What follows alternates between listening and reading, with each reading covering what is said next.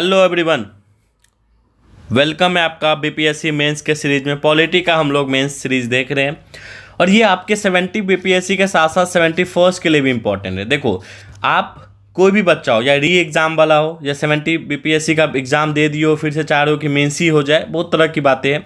71 वाले भी हो, मैं तो चाह रहा हूँ कि री एग्ज़ाम हो, होना भी चाहिए। ठीक है, कोई भी बच्चा हो तो मेंस इंपॉर्टेंट है।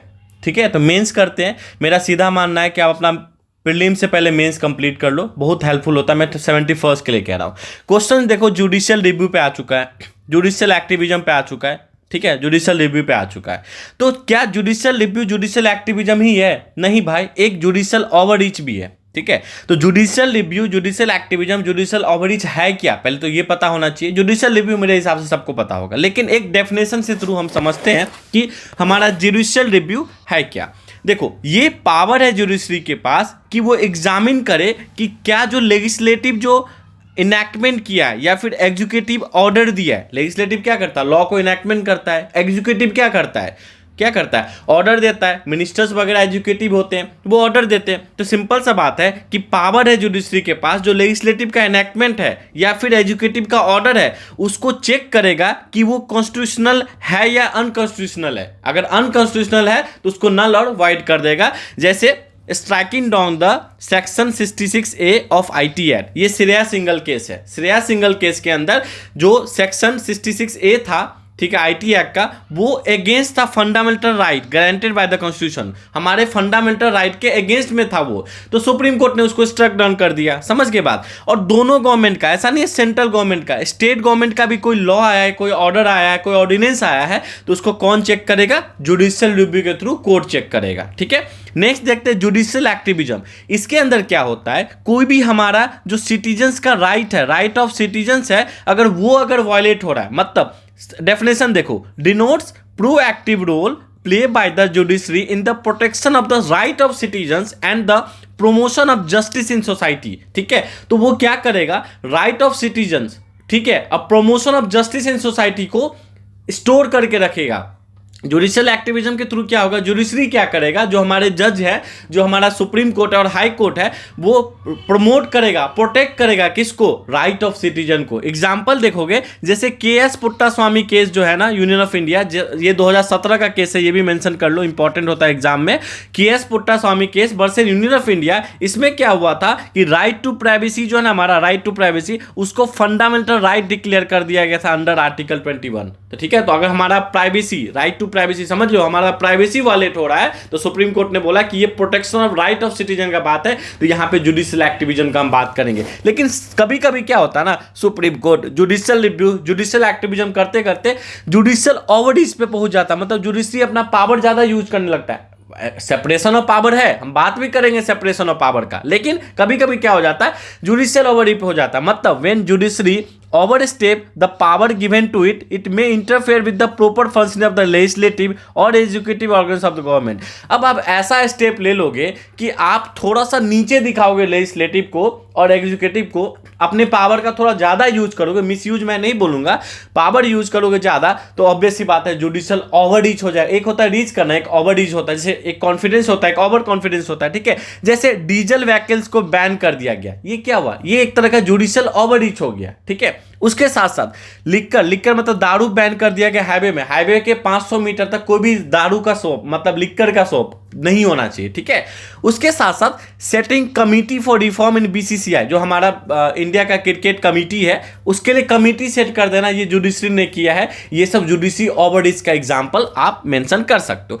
हम लोग जुडिशियल एक्टिविज्म देखते हैं, फिर जुडिशियल हम लोग रिव्यू देखेंगे। देखो, मैं एक कोट लिखा है मैंने, जस्टिस कृष्णा अय्यर साहब का है, उनका एक कोट है जो आप बिल्कुल एग्जामिनेशन में मेंशन कर सकते हो सकता है कि आपको अब देखो 7 नंबर का भी क्वेश्चन आ रहा है, तो हो सकता है कि आपको देखो ना 7 ही नंबर का क्वेश्चन है, आप जुडिशियल रिव्यू वगैरह पूछ दिया, आपको पूछ सकता है differentiate between the judicial review, judicial activism, judicial overreach. तो हम एक स्टेप आगे रहेंगे ना, सबको पता है जुडिशियल रिव्यू क्या होता है, जुडिशियल एक्टिविज्म क्या होता है, हम जुडिशियल ओवररीच भी देखेंगे, हम पीआईएल भी देखेंगे। ठीक है, नेक्स्ट देखते हैं इसमें क्या है। एवरी जज is an activist either on the forward gear और ऑन द रिवर्स गियर। तो हर एक जज जो है ना, वो एक्टिविस्ट की तरह काम करता है, या तो फॉरवर्ड मतलब आगे की तरफ या पीछे की तरफ। ऐसा जस्टिस कृष्णा अय्यर साहब ने बोला है, तो इस चीज को जरूर कोट करना, एक अलग एज देगा।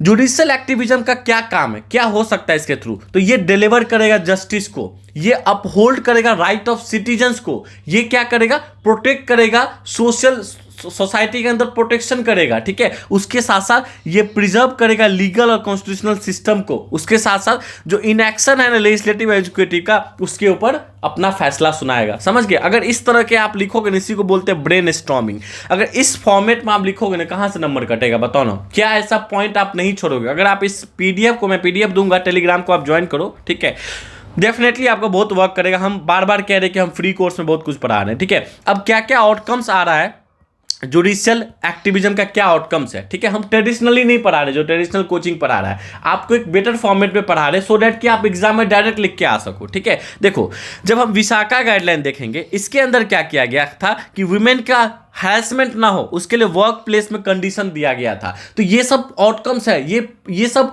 आउटकम्स है, इसको आप कोट कर सकते हो, क्योंकि ये बहुत अच्छा एग्जांपल है कि विशाखा गाइडलाइन आया और बताया कि वर्क प्लेस में वुमेन का हैरेसमेंट नहीं हो सकता है, उसके लिए गाइडलाइन दिया गया। उसके साथ साथ देखो, H Khatoon versus state of Bihar, इसके अंदर जितने भी अंडर ट्रायल वेयर थे ना, उनको रिलीफ दिया गया। हुआ क्या ना, कोई अगर किसी कारण फंस गया, उसका ट्रायल चल रहा है, मतलब वो जेल में है, वो 5 साल जेल में है, उसका सुनवाई नहीं हो रहा है, उसके पास पैसे नहीं है एडवोकेट के लिए, उसका ट्रायल चल रहा है, और ट्रायल करते करते 10 साल जेल में हो गया। अगर उसका सुनवाई होता है तो 4 ही साल जेल में रहता, लेकिन 10 साल जेल में हो गया।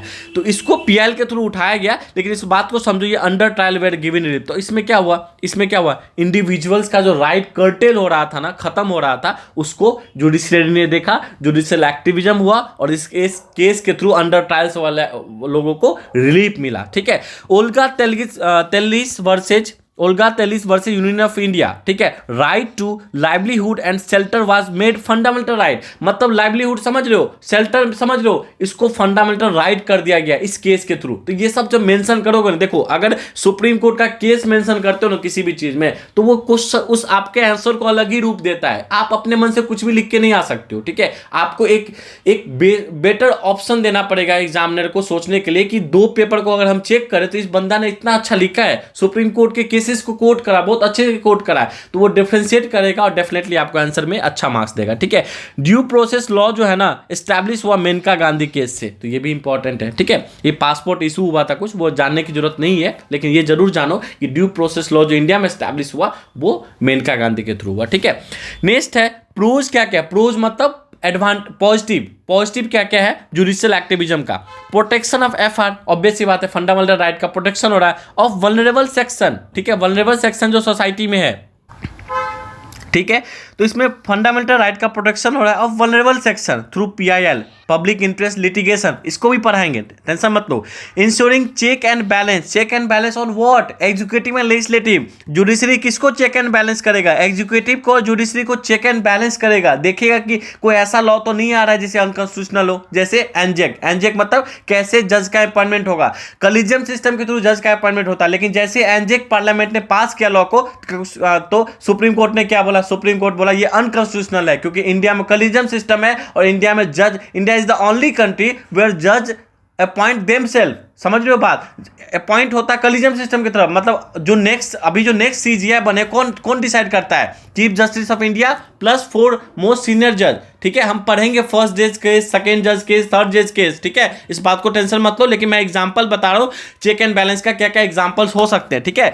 Speedy and complete justice through the article 142 बहुत इंपॉर्टेंट कॉन्स्टिट्यूशन का। क्यों? इसके थ्रू judiciary can take step to delivery complete justice. अगर जुडिशरी को लगेगा कि कुछ गलत हो रहा है, तो वो उस केस को अपने पास ले लेंगे, खुद से केस रजिस्टर करके खुद से सुनवाई कर सकते हैं। फॉर एग्जांपल, अगर हमारे बीपीएससी का जो प्रोटेस्ट चल रहा है, गड़बड़ हो रहा है, और सुप्रीम कोर्ट चाहती तो 142 के अंदर रजिस्टर कर सकती थी, ठीक है। नेक्स्ट है way of ensuring accountability on legislative and executive. अब इससे क्या होता है कि जैसे जुडिशियल एक्टिविज्म होगा तो थोड़ा बहुत अकाउंटेबिलिटी नजर आएगा लेजिस्लेटिव का और एग्जीक्यूटिव का। लेजिस्लेटिव एग्जीक्यूटिव देखिए कि भाई हम भी तो थोड़ा अकाउंटेबल हो, क्यों? जुडिशरी के थ्रू आ रहा है, ये बात समझो, ठीक है। थोड़ा अकाउंटेबल महसूस होगा। अगर आपको कुछ काम करना है, अगर आपने गलत किया, अगर पापा काम कर देंगे, आपको लगेगा ना कि भाई ये गलत हुआ, ये हमको अकाउंटेबल होना चाहिए। एक एज होने के बाद होता है ना कि हमको घर से पैसा नहीं होना चाहिए, हमको खुद अकाउंटेबल होना चाहिए। समझ रहे हो बात? ठीक है।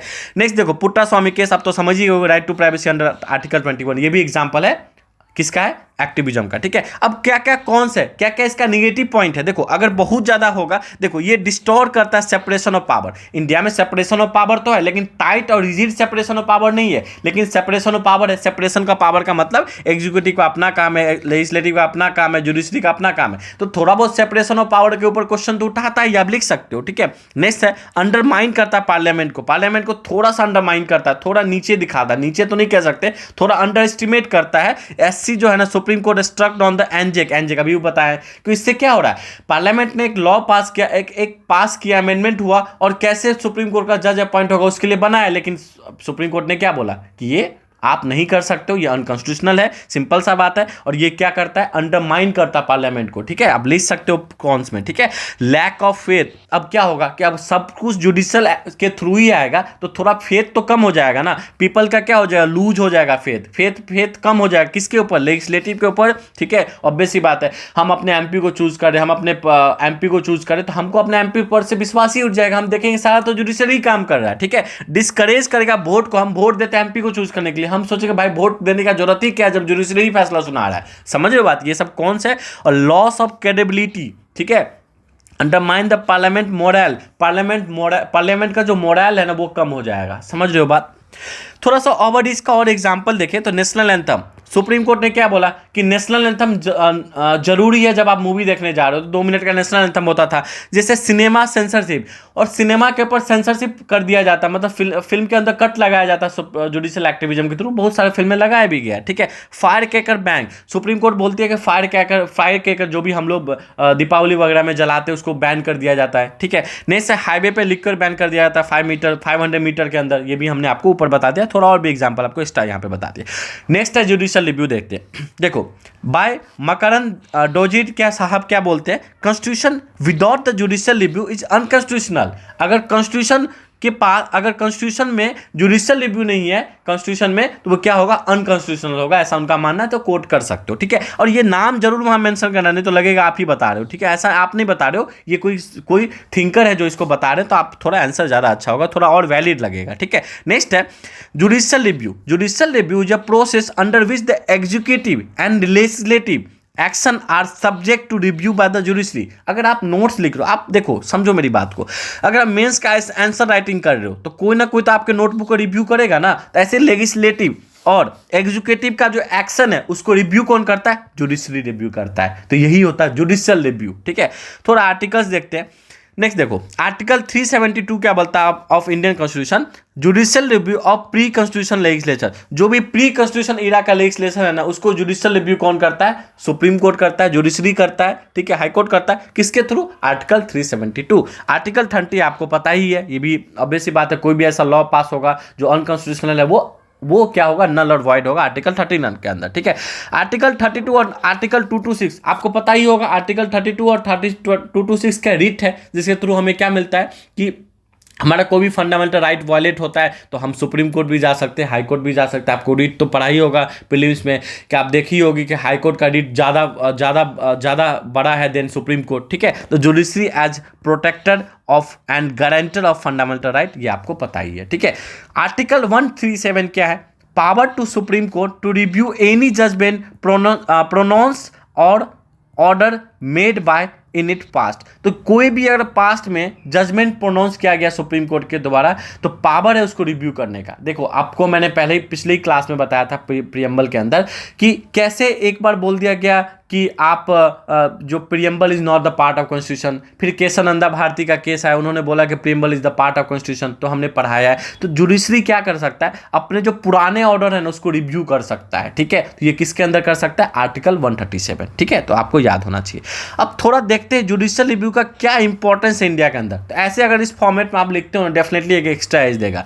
ये एक सोशल जस्टिस देता है, जैसे काशीनाथ महाजन केस, काशीनाथ महाजन केस के थ्रू हम कह सकते हैं कि ये सोशल जस्टिस देता है। एक्चुअली काशीनाथ महाजन केस क्या था, इसको ज़्यादा समझने की जरूरत नहीं है, क्योंकि आपको एक बेटर आंसर लिखना है तो आप पॉइंट बाय पॉइंट ही लिखोगे, ठीक है। मैं जितना बता रहा हूँ उतना, अगर 90% तो ज़्यादा ही कह रहा हूँ, 70 to 80% भी आप याद रखोगे तो आंसर बहुत सफिशिएंट होगा। फेडरल बैलेंस किस केस में देखा गया? एसआर बोमई केस में, ठीक है। फेडरल बैलेंस मतलब सुप्रीम सेंट्रल गवर्नमेंट और स्टेट गवर्नमेंट के जो फेडरल स्ट्रक्चर है, ठीक है, पावर जो डिवाइडेड है उसके साथ साथ फेडरल भी है, उस फीचर्स को किसके थ्रू बताया गया? एसआर बोमई केस के थ्रू, ठीक है। Uphold constitution, Shreya single case, इसमें क्या बोला गया कि आईटी एक्ट जो सिस्टम सेक्शन 66A जो आईटी एक्ट है वो क्या है? फंडामेंटल राइट को वॉलेट करता है, तो श्रेया सिंगल केस में उसको अनकॉन्स्टिट्यूशनल कर दिया गया। और ये क्या बोलता है कि अपहोल्ड करता है कॉन्स्टिट्यूशन को, supreme court uphold the constitution, ठीक है। प्रिवेंट द ऑटोक्रेसी, ऑटोक्रेसी मतलब होता है मनमाना, अगर लेजिस्लेटिव का मनमाना है तो उसको कौन कर्टेल करेगा? उसको कम कंट्रोल करेगा तो जुडिशियल रिव्यू के थ्रू जुडिशरी करेगा। Check the misuse of power of government, अगर गवर्नमेंट मिसयूज कर रहा है पावर को तो उसको कौन रोकेगा? जुडिशरी रखेगा, इसलिए जुडिशियल रिव्यू बहुत इंपॉर्टेंट है। सेपरेशन ऑफ पावर, सिंपल सा बात है, एससी स्ट्रक डाउन द एनजेक। अब देखो सेपरेशन ऑफ पावर के साथ साथ क्या है, सुप्रीम कोर्ट क्या कर सकता है? क्या किया है? स्ट्रक डाउन किया है, मतलब खत्म कर दिया एनजेक को, तो ये भी इंपॉर्टेंट है क्योंकि वो कॉन्स्टिट्यूशनल को वायलेट करता है, नल है, ठीक है। सुप्रीम कोर्ट क्या बोल रहा है कि ये एनजेक जो है ना नल और वॉइड होना चाहिए क्योंकि अनकॉन्स्टिट्यूशनल है। आप नहीं बता सकते कि जज कौन होगा क्योंकि कोलिजन सिस्टम ऑलरेडी एस्टैब्लिश है, दैट इज बेसिक स्ट्रक्चर, ठीक है। नेक्स्ट है protection of basic structure. Kesavananda Bharati case में बताता है कि आप कॉन्स्टिट्यूशन में कुछ भी आप अमेंड कर सकते हो, even fundamental right can be amended, but ध्यान पे ये रखना है कि बेसिक स्ट्रक्चर नहीं चेंज होना चाहिए। आप अगर घर बना रहे हो तो घर का जो फाउंडेशन है उसको चेंज नहीं कर सकते हो क्योंकि वो बेसिक स्ट्रक्चर है, बेसिक स्ट्रक्चर को आप चेंज नहीं कर सकते हो, केशवानंदा भारती में साफ साफ बोला गया है, ठीक है। नेक्स्ट है check and balance. Check and balance होगा क्योंकि आप क्या लॉ पास कर रहे हो उसको चेक कौन करेगा, उसको बैलेंस कौन करेगा? जुडिशरी करेगा। Example copper versus union of India. Protect fundamental right, fundamental right को कौन प्रोटेक्ट करेगा? ठीक है, कौन करेगा? जुडिशियल करेगा। आर्टिकल 32, आर्टिकल 226 हमारा फंडामेंटल राइट वॉलेट होगा, हम डायरेक्ट सुप्रीम कोर्ट में जा सकते हैं। जैसे पुट्टास्वामी केस हमको बताता है कि right to privacy under article 21 is our fundamental right, ठीक है। नेक्स्ट देखते हैं, ठीक है। नोटेबल केसेस, कुछ केसेस है जो आपको जानना चाहिए, आप कोट करो तो एक्स्ट्रा मार्क्स मिलेगा। पहला मेनका गांधी केस। मेनका गांधी 1978 में ये दो चीज बताता है, ड्यू प्रोसेस ऑफ लॉ और प्रोसीजर एस्टैब्लिश ऑफ लॉ को एक्सपेंडेड करता है, तो ये बहुत इंपॉर्टेंट है। श्रेया सिंगल केस, देखो केसेस बार बार रिपीट होगा, इसलिए नहीं तो समझना कि एक ही केस को बार बार बताया जा रहा है, एक ही केस को आप मल्टीपल टाइम यूज कर सकते हो। आंसर राइटिंग में आप किस तरह का किस चीज को यूज करो ये बहुत मैटर करता है, ठीक है। अब क्वेश्चन आया है कि judiciary, how judiciary is important for constitution, ऐसा पूछ दिया तो चेक एंड बैलेंस बताओगे, ठीक है। पुट्टास्वामी केस बताओगे, कैसे इंपॉर्टेंट है फंडामेंटल राइट के लिए, कैसे एनजेक को अनकॉन्स्टिट्यूशनल करार दिया, तो यही सब तो लिखोगे। नेक्स्ट है केशवानंदा भारती केस, पता है ये बेसिक स्ट्रक्चर। नेक्स्ट है इंदिरा गांधी वर्सेस राज नारायण केस 1974, इसमें चैलेंज किया गया election of prime minister, Indira Gandhi के इलेक्शन को चैलेंज किया राज नारायण केस, बहुत इंपॉर्टेंट केस है, बहुत नोटोरियस केस ऑफ इंडिया ये, ठीक है। Raise the question about the power of judiciary, इसमें जुडिशरी के पावर को रेज किया गया, क्वेश्चन रेज किया गया, ठीक है। नेक्स्ट एसआर बोमई केस जो हमने ऊपर बताया, Supreme Court detail the limitation within which PR मतलब president rule can be invoked to prevent the central autocracy, मतलब सेंट्रल ऑटोक्रेसी हो रहा है, मतलब मनमाना तरीका का सेंट्रल गवर्नमेंट का हो रहा है, तो उसको कैसे इन्वोक किया जा सकता है, तो लिमिटेशन बताया फंडामेंटल राइट का, प्रेसिडेंट रूल का लिमिटेशन बताया किसमें? एसआर बोमई केस में, तो ये बहुत इंपॉर्टेंट है। श्रेया बानो केस में ट्रिपल तलाक को क्या बोल दिया गया? ट्रिपल तलाक क्या है? अनकॉन्स्टिट्यूशनल है। ऐसा नहीं हो सकता कि आप 3 बार ट्रिपल तलाक बोलोगे तो वो तलाक मिल जाएगा, तो इस केस के थ्रू बोला गया था, ठीक है। अब देखो वे फॉरवर्ड क्या नेसेसरी है, वे फॉरवर्ड में तो क्या नेसेसरी है। नेक्स्ट देखो it should be use only in exceptional cases, exceptional cases में यूज होना चाहिए, हर जगह आप जुडिशियल रिव्यू नहीं यूज कर सकते हो। Like cases having fundamental question of right, अगर कोई question fundamental question of right का बात होगा, सिटीजन के फंडामेंटल राइट का राइट होगा, तब वहां पे जुडिशियल रिव्यू हो तो बहुत अच्छी बात है। Setting limits to the power from the arbitrary use, तो ऐसा लिमिट करो कि आर्बिट्री यूज ना हो, मनमाना यूज ना हो, उसके ऊपर लिमिट लगाना चाहिए, ठीक है। एजुकेटिव जुडिशियल कॉपरेशन होना चाहिए, देखो एजुकेटिव और जुडिशरी के बीच में कॉपरेशन होना चाहिए, ऐसा नहीं जुडिशरी किसी भी चीज को अनकॉन्स्टिट्यूशनल कह दे, नल वाइड कह दे और एजुकेटिव उसको कुछ ना कर सकते, उनके बीच में कॉपरेशन होना चाहिए। देखो अल्टीमेटली क्या है, we the people of India, we the people of India ज़्यादा इंपॉर्टेंट है, इसके लिए एजुकेटिव और जुडिशियल का कॉपरेशन बहुत नेसेसरी है, ठीक है। कर्ब जुडिशियल ओवररीच, जुडिशियल ओवररीच बहुत अच्छी बात नहीं है, आप बैन कर दे रहे हो, डीजल इंजन बैन कर दे रहे हो, तो जुडिशियल ओवररीच बहुत अच्छी बात नहीं है, क्योंकि इससे क्या होगा कि डिस्करेजमेंट आएगा। हम जो एडल्ट फ्रेंचाइजेज हमको मिला है ना, जो वोट मिला है हमको, जो वोट मिला है, जो हम वोट करते हैं लेजिस्लेटिव के इलेक्शन के लिए, एमपी के इलेक्शन के लिए, उसमें थोड़ा सा मोरल डाउन होगा हमारा, उसके साथ साथ पार्लियामेंट का मोरल डाउन होगा, तो ओवररीच बहुत अच्छी बात नहीं है। बैलेंस होना चाहिए, there must be balance of parliamentary supremacy and power of judicial review. देखो कितना अच्छा लाइन लिखा हुआ है कि बैलेंस होना चाहिए किसके बीच में, पार्लियामेंट्री सुपरमेसी, और इसी बात है पार्लियामेंट सुपरमेसी है और judicial power of judicial review के बीच में बैलेंस होना चाहिए, ठीक है।